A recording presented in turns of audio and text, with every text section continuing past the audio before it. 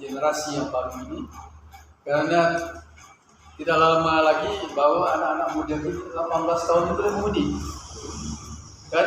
Dan mereka ini yang akan menentukan arah mana kita punya negara. Nah, ini yang kita mau tuh.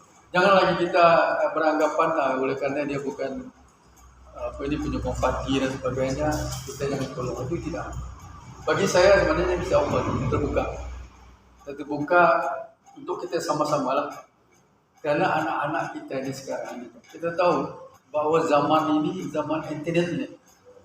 Dan kita larang, tetapi ini Pak, masalah di sana kan, di situ sebenarnya. Ini kayak penting, agama ini penting. Dan agama ini penting untuk mendidik. Walaupun kita kadang-kadang di rumah susah. Apatah lagi kan musim PKP, anak-anak kita atau dia belajar di rumah. Kadang-kadang ada ibu bapa ini yang dia tidak tahu matematik pun dia tidak tahu, apatah lagi sebagainya kan, macam mana dia mau mengajar anak dia. Dan ini timbul masalah ini di kalangan ibu bapa kita. Dan dengan adanya anjuran ini yang dianjurkan oleh NGO ini, saya amat bersyukur lah, karena mereka ini berusaha untuk membantu kita dari segi untuk mendapatkan ilmu. Ini penting, ilmu ini penting, karena ilmu ini bukan saja dipelajari melalui buku, tetapi dari segi ceramah dan juga di banyak cara lah. Ini banyak cara. Kalau kita belajar Al-Quran kan, kalau kita hanya baca di buku tanpa ustaz, tidak akan menjadi apa-apa. Kita tidak akan pandai itu. Walaupun kita cakap ataupun kita tahu bahwa bacaan kita memang sudah betul. Tapi kalau orang mendengar, di sana kita itu kita kena kita kena belajar dengan guru. Itu penting sebenarnya guru untuk memperbetulkan iman kita. Dan begitu juga rakyat kita ini. Kita kena dengar intihan rakyat kita. Bukan walaupun kita pemimpin. Kadang-kadang ada juga pemimpin dia tidak mau dengar. Karena dia rasa dia paling hebat, paling di atas dia. Kita harus dengar orang bawahan. Walaupun dia orang tukang sapu, cuci kandang dan sebagainya. Karena ilmu dia langsung ada. Kita walaupun kita mempunyai pendidikan, tapi benda itu kita hanya baca di buku. Kita tidak perhatikan. Tetapi kalau orang bawahan ini kan, apa dia perhatikan betul-betul apa yang dia buat. Macam saya dulu di jabatan kan, saya walaupun saya bos, kan, ada pekerja kita tukang kasih makan kambing, lembu, sehari-hari berinteraksi dengan lembu. Kita sudah belajar dari sana. Sedangkan kita jarang-jarang. Nah, ini kita kena harus ingat. So itu kan apabila saya di Kementerian Pertanian dulu sebagai pembantu menteri, walaupun hanya 2 tahun, banyak yang kita buat. Terutama sekali dari industri makanan kita. Sebenarnya kita di Sabah ini kan, kita ini kaya dari semua sumber kita yang ada. Tanah kita luas, bumi kita ini subur, lautan kita ini asal kita banyak. Udara kita ada, masih ada lagi pendapatan yang kita boleh ambil di udara ini. Borong balik di udara, peluang itu ada, tapi kadang-kadang kita tidak pernah mengambil tahu kan benda-benda macam ini, karena kita terikat dan satu di saja.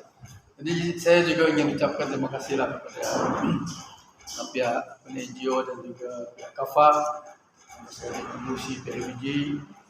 Ustaz, saya Ustaz ni memang saya kenal. Kita sama-sama berjuang dalam dalam parti dan sebagainya. Tapi itulah kita mau supaya itulah. Saya tanya Ustaz, si Julai, saya bilang okey ke apa ni saya meresmikan ini? Sedangkan saya pembangkang. Kita takut kena jadi isu kan. Jadi kita pun kena jaga juga. Bukan macam dalam KAFA ni kan, kita KAFA ni guru-guru dia semua dibayar oleh kerajaan. Saya takut begitu, karena Dia bilang dia panggil YB Dr. Daud orang Pembangkang. Saya tak buka betul. Yang kenanya nanti kamu. Kan, tapi itulah saya di sini saya terangkan itu saja. Kan supaya kita jangan ambil hal begini kan, karena saya menghormati atas sebutan ini. Walaupun saudara Jualai dia bilang, Abi boleh ke pukul 11 kan, pukul 11 kepada awalnya pukul, saya bilang nantilah mungkin pukul 11.30. Saya cakap dia begitu sebab sepatutnya pagi tadi saya ada mesyuarat, saya takut itu lambat lah. Rupanya mesyuarat itu malam ni. Dia pun tidak terlihat itu WhatsApp grup itu kan. Rupanya aku sudah awal sebelum pukul 8 saya sudah di Mengawan dari kita kan, menunggu kena buka. 8.30 belum ada orang. Saya telepon penganjur tu kan, dia bilang, malam lah, dia bilang, astaga.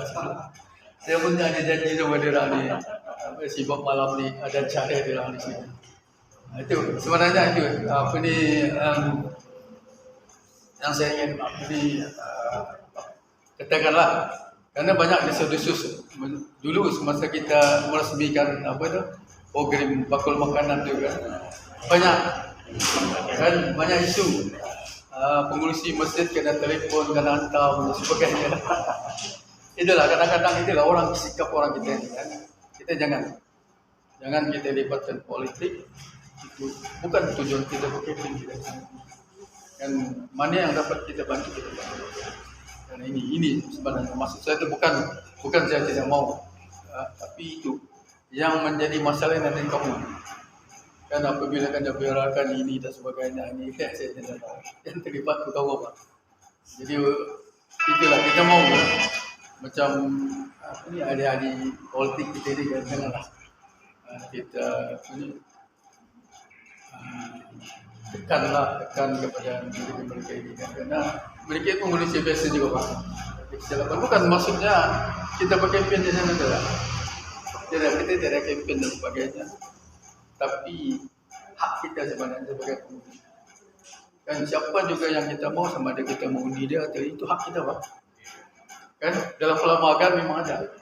Kita tidak mau, kita mau supaya lepas politik itu lupakanlah kegiatan politik. Nanti bila sudah musim pilihan raya itu lain cerita apa kan. Itu kalau kau undang kerajaan, undang Pembangkang, itu beza dari macam sekarang ini kan. Itu kita mau terapkan di situ supaya kita boleh membantu orang-orang. Tapi kadang-kadang saya katakan awal tadi, kalau misalnya kita CN itu di Pembangkang, makanya dibantu, ini kita tidak mau. Dan itu hak kita. Karena kita ini bayar cukai, rakyat bayar cukai. Bukan ada orang kerajaan bayar cukai, orang Pembangkang pun bayar cukai sama. Ini kita kena ingat. Dan untuk kemajuan bersama itu kita jangan pilih. Sama dia sokong ke tidak sokong, kita kena bersama. Dan satu lagi perkara yang ingin saya sampaikan tadi, walaupun di dalam Indonesia dia katakan, memang kita tahu banyak sebenarnya masalah kita. Bukan saja sekolah kapal ini. Kan? Ini saya rasa merupakan sekolah kapal yang ada bangunan di Kiban di sini. Kan ini pertama di Kuala kan? Yang lain-lain tu tak ada. Dia menumpang di surau kan. Itulah. Ini kita beruntung kan, kita beruntung kapal Kiban ini beruntung kerana kita mempunyai bangunan sendiri. Walaupun memang banyak masalah kita ni. Tetapi banyak masalah. Kerana itulah saya pun apabila kita berbincang dulu dengan penulis agama Islam ini, sedangkan kafah ini di bawah persekutuan bukan. Dulu Jacob bukan kan? Dulu bukan Jacob. Itulah kita sebenarnya saya bilang, kenapa kita tidak salurkan dana ini kepada ini? Kan karena kafah ini dia ini membantu kan? Membantu karena ada anak-anak kita macam di Bengawan itu kan, sekolah kecil dulu dia tahan. Jadi ada yang tidak dapat ke sekolah agama, dia pergi kafah. Itu sebenarnya maksud dia. tujuan kerajaan itu untuk membantu anak-anak kita yang tidak dapat masuk ke sekolah agama. Sebenarnya sama saja. Mungkin kalau dia punya pendidikan pun hampir sama kan. Dengan di sini pun kalau misalnya peperiksaan kan, dia iktiraf juga kan. Iktiraf juga. Dan ini yang kita mau juga kan, supaya jangan ada pergeseran di antara sekolah agama dan juga kafah ini. Walaupun kita tahu kafah ini kalau di Bengawan itu dia memang menumpang. Ada yang di surau, ada di Balai Raya. Itu pun musim-musim tertentu. Kadang-kadang pukul 2 dan 1 jam, 2 jam, 3 jam lagi. Tetapi alhamdulillah kita melihat bahwa anak-anak yang di kafah itu lebih baik, bukan kita bandingkanlah, tapi lebih baik dengan yang di sekolah agama ini. Sebab kalau di kafah ini kita boleh kawal kan, anak-anak itu ada beberapa orang saja. Tapi kalau di sekolah agama kita ramai, dia ramaikan. Dan saya juga sebenarnya masa dulu kita minta supaya Giants kan, saya bilang kadang-kadang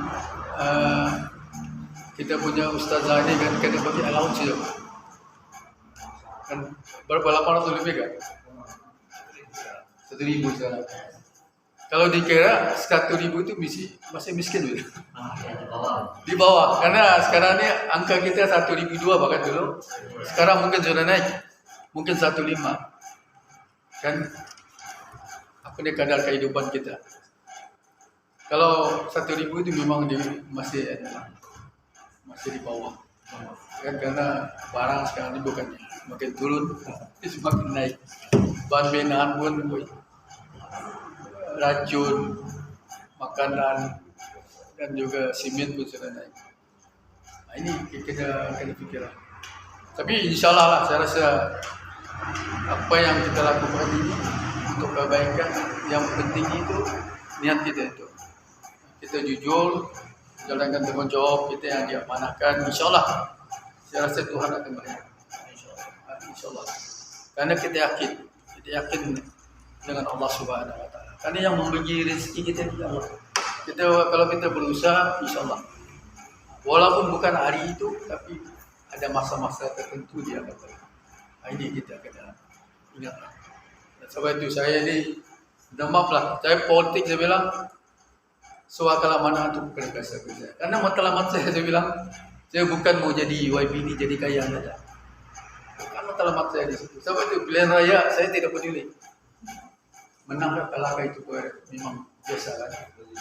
Bagi kita dan sebagai hari politik, walaupun kita mau menang lah, tetapi itulah kalau kita berjuang sebenarnya dengan ikhlas, karena rakyat yang menentukan itu rakyat kita. Saya bilang, saya tidak ada kisah. Mengundikan itu hak masing. Karena kawan-kawan semua. Apa juga masalah kadang-kadang kita juga kadang-kadang. Kalau meninggal apa kita. Dan satu kampung itulah, janganlah kita bergantung pasal keamanan politik. Apa ini berbeza. Jangan bertengkar. Nah, jangan bertengkar mengenai politik. Tidak memberi apa-apa kebaikan kepada kita. Ujung-ujung kita yang berkelahi. Pemimpin salah. Dan akhirnya kita dan juga kepada semua lah. Ya, saya rasa terima kasih karena betulnya saya pukul 11 ini memang ada di Bahau. Tapi saya bagi tahu Presiden saya tidak dapat datang karena saya fokus banyak di kawasan. InsyaAllah kalau ada masa saya bilang saya akan datang. Oke, dengan kata-kata demikian saya dengan ini meresmikan kita pada kali ini. Wabillahi taufiq.